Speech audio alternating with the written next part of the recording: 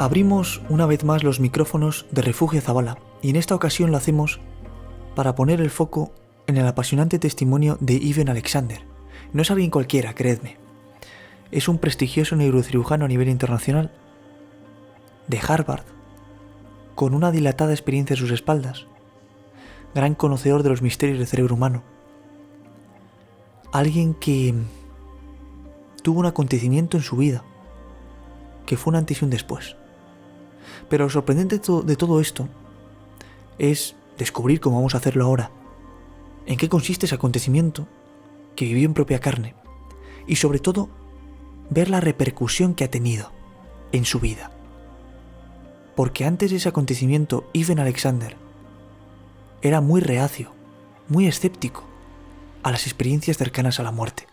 Estos testimonios, ¿verdad?, de personas que afirman haber estado al otro lado de la muerte, incluso haber transitado ese famoso túnel de luz, haber visto cosas maravillosas, y todo ello mientras estaban clínicamente muertas en un hospital.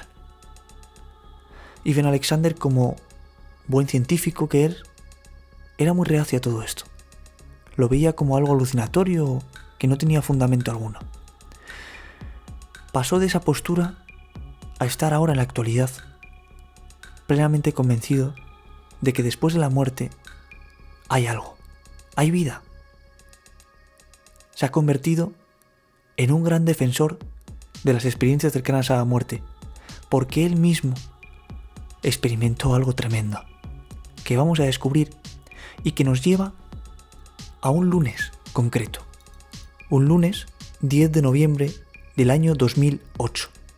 El doctor Alexander, aquel día, se despertó a las 4:30 de la madrugada, una hora antes de lo habitual. Se movió ligeramente en la cama y fue entonces cuando una punzada de dolor recorrió su columna vertebral de arriba a abajo, hasta el punto de que no pudo volver a dormir. Era tal el dolor que experimentaba este hombre, que decidió darse un baño de agua caliente, convencido así de que eso le aliviaría. Estamos hablando de las 4:30 de la mañana. Ivan Alexander, recorrido por un dolor casi insufrible, se sumerge en las cálidas aguas de un baño. Como médico, estaba confuso, porque tras ese baño, el dolor persistía. No entendía nada. Una película de sudor frío cubría ya su cuerpo, y a las 6:30, hora en la que entraba al trabajo, aún seguía en la cama paralizado por completo a causa del dolor que iba en aumento. Intentó tranquilizar a su mujer para que no llamara a la ambulancia. Ella le dejó descansar y 2 horas después, 8:30 aproximadamente de la mañana, regresó a la habitación. Y lo que vieron los ojos de esta mujer fue espantoso. Su marido tenía el cuerpo tenso como las cuerdas de un violín. Su mandíbula inferior sobresalía de modo antinatural y sus ojos, abiertos como platos, daban vueltas alrededor de las órbitas. La ambulancia tardó menos de 10 minutos en llegar. Le trasladaron de inmediato al Hospital General de Lynchburg y fue atendido por un equipo de médicos que le conocían ya de haber trabajado con él en alguna ocasión. Tras varias pruebas en busca del causante, le diagnosticaron finalmente un caso rarísimo de meningitis bacteriana por E. coli. Sus víctimas más frecuentes, para hacernos una idea, son recién nacidos, pero ojo, lo sorprendente de todo esto viene ahora. Cada año, menos de 1 de cada 10 millones de adultos la contrae de manera espontánea. Es decir, una enfermedad muy muy rara que Ivan Alexander padecía en esos momentos en propia carne. Tras 2 horas de gemidos y aullidos animales, quedó completamente en silencio, y fue entonces cuando lanzó un grito con 2 palabras, tan perfectamente articuladas que los médicos que estaban a varios pasos de él oyeron con nitidez. Unas palabras que se les quedaron grabados a todos los presentes: Dios, ayúdame. Corrieron todos a la camilla, pero cuando llegaron a su lado, Ivan Alexander estaba completamente inconsciente. Fue lo último que dijo en 7 días.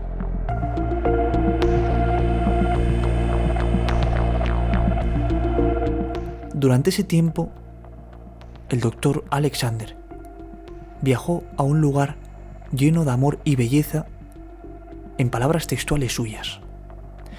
No fue un sueño, ojo. Él era consciente de todo lo que sucedía, pese a que en ese momento su cerebro no funcionaba, estaba clínicamente muerto. Su conciencia no estaba nublada ni distorsionada. No tenía memoria ni identidad, no entendía nada, no tenía conocimiento de su pasado en la Tierra. Todo esto comenzó encontrándose él en mitad de la oscuridad. Una oscuridad visible. Hagámonos una idea de esta escena. Introduzcámonos en los ojos de Irving Alexander, en esa oscuridad visible que él podía percibir, que le rodeaba. Estaba como sumergido en el barro y siendo capaz de verlo todo. Había incluso un sonido, un palpitar profundo y rítmico, lejano, pero fuerte. No tenía cuerpo, simplemente estaba allí. Sentía como si ya hubiera estado en ese lugar, curioso, y como si fuera a quedarse eternamente en él. Unos rostros grotescos de animal brotaban del lodo, emitían un gemido y desaparecían. Entonces empezó a captar un olor como a heces, sangre y vómito. Un olor de naturaleza biológica, pero de muerte. Sintió que él no pertenecía a aquel lugar, que tenía que salir de ahí. Y se preguntó, ¿a dónde voy? Fue entonces cuando algo nuevo se abrió paso en la oscuridad. Giraba lentamente e irradiaba delicados filamentos de luz blanca y dorada que comenzaron a agrietar la oscuridad que le rodeaba. Entonces escuchó un sonido viviente semejante a la pieza musical con más matices, más compleja y hermosa que había escuchado jamás. Esa luz resultó ser una puerta hacia un nuevo mundo extraño y hermoso. Es decir, de la oscuridad más profunda, de esas cloacas en las que él se encontraba, un finísimo rayo de luz que poco a poco se iba agrandando, daba paso a un lugar nuevo, hermoso y brillante.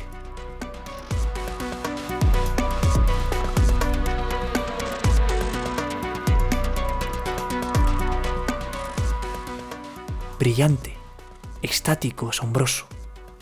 Sintió como si estuviera naciendo. Volaba sobre árboles, campos, arroyos y cascadas, y de vez en cuando veía personas y niños que reían y jugaban. La gente irradiaba felicidad, cantaba y bailaba. Era absolutamente real, dice él textualmente. Seguía volando, pero ya no estaba solo. Alguien estaba a su lado. Una chica preciosa, de pómulos altos y hermosos ojos azules. Le dirigió una mirada que habría hecho que cualquiera se alegrase de haber vivido hasta ese momento.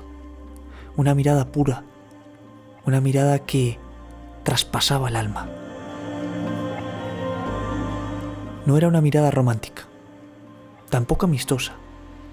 Era algo que iba más allá de todas las tipologías del amor que conocemos en la Tierra. Sin utilizar palabras, esta joven le habló, y el mensaje le penetró como una ráfaga de viento helado, y al instante comprendió que era cierto. El mensaje estaba dividido en 3 partes. En primer lugar, decía: os aman y aprecian profunda y eternamente. Luego, otra parte de este mensaje: no tenéis nada que temer. Y por último, nada de lo que hagáis puede ser malo. Este mensaje, dividido en 3 partes, un mensaje sin palabras, pero cierto, que él percibió claramente. A continuación, la joven le dijo otra vez sin palabras: aquí te mostraremos muchas cosas, pero al final regresarás. Entretanto, estaba flotando entre nubes suspendidas en un cielo de un azul intensísimo. Bandadas de orbes transparentes y titilantes recorrían el cielo en trayectorias curvas. Aves, ángeles. Ninguna de estas palabras conseguía hacer justicia a aquellas criaturas. Eran más avanzadas y superiores. Un glorioso cántico descendía de lo alto. Iven no estaba seguro de si lo emitían aquellas criaturas, pero era algo que le envolvía y le producía un amor intensísimo. Siguió avanzando hasta llegar a un lugar completamente oscuro, de tamaño infinito, pero al mismo tiempo infinitamente reconfortante. Negro como la boca de un lobo, pero también rebosante de luz, una luz que parecía emitida por un orbe brillante que en aquel momento Iven sentía muy cerca de él. Un orbe que estaba vivo y era casi sólido. Su situación era similar a la de un feto en el vientre de su madre. En el caso de Iven, la madre era Dios, el creador, la fuente responsable de generar el universo y todo lo que contiene. Aquel ser estaba tan próximo que no parecía mediar distancia alguna entre ambos, pero a la vez podía sentir su infinita inmensidad y podía ver lo minúsculo que era él en comparación. Comprendió entonces que el orbe era una especie de intérprete que le guiaba entre aquella presencia extraordinaria que le rodeaba. A través del orbe, Dios le reveló que no hay un solo universo, sino muchos, pero que el amor reside en el centro de todos ellos. El mal también está presente, ojo. Es necesario para nuestro crecimiento, porque si no, no habría libertad. Pero el amor es abrumadoramente dominante y al final acabará triunfando. Si uno no tiene un cerebro funcional, no puede tener conciencia. Y por eso lo más sorprendente de la experiencia de Iven Alexander es que durante esos 7 días de coma, su cerebro estaba muerto, pero vivió algo que fue, en sus palabras, real.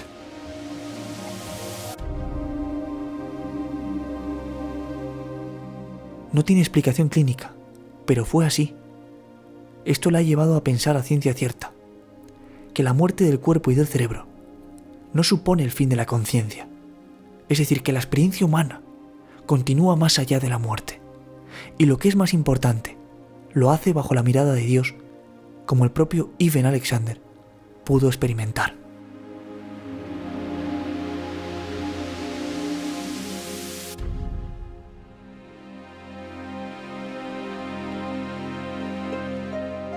Curioso es que en octubre de 2007, prácticamente un año antes de que a Iven le ocurriera esta misteriosa experiencia, conoció a sus padres y hermanos biológicos, porque él, siendo bebé, fue adoptado porque su madre Anne, que le tuvo con 16 años, no podía mantenerle. Se enteró por ellos de que había tenido otra hermana biológica, Betsy, que desapareció en 1998. Todo el mundo le habló de ella como una persona de gran corazón, un verdadero ángel. Y es curioso, porque después de salir del coma, Iven Alexander estaba sorprendido por lo que había ocurrido en su vida. Él, como médico, como neurocirujano, no daba crédito a cómo había podido experimentar eso. Eso que no era un sueño, que era algo real, y eso que se había producido estando clínicamente muerto. Algo imposible a ojos humanos. Después de ese acontecimiento, comenzó a leer y documentarse sobre otros testimonios de personas que habían vivido algo similar a lo de él, es decir, haber estado muertos y haber regresado de la muerte. Leyendo el libro de Elizabeth Kubler-Ross, One Life After Death, se encontró con la historia de una niña de 12 años que había pasado por una experiencia cercana a la muerte sin que sus progenitores se enteraran en un primer momento. Finalmente lo supieron, y esta niña le dijo a su padre que había viajado a un lugar maravilloso, lleno de amor y belleza, donde había recibido todo el cariño y consuelo de su hermano, que no había conocido. Su hermano, que había muerto 3 meses antes de que ella naciera.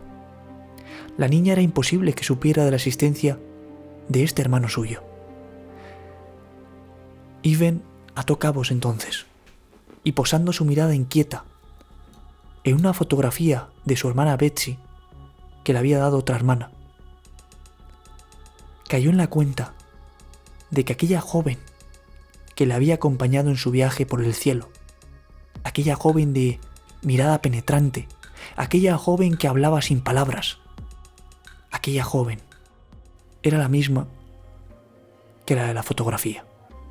Es decir, su hermana biológica, Betsy. El cielo existe, queridos amigos, y Even Alexander afirma haber estado allí.